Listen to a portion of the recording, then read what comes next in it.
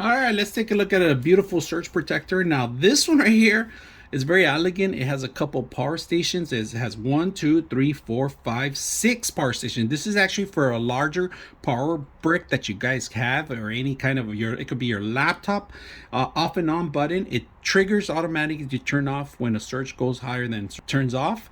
Now, there is a couple of things that you should be aware. There's 3 power outs for USB. There's a type C connection and then 2 type A's. Of course, this is type A. Right now we are powering up our actual lamp that we currently have here with the type A. Now we're going to show you how to power it up with the type C. So type C, you basically just plug it in one end, and then you just find your phone and it starts plugging in automatically. If you guys can see that, very simple. So you have extra power connections as USB, acting as USB, and then you got your actual power cords. Now you can mount this in the wall if you want. It's an option. All right, the cord itself is long.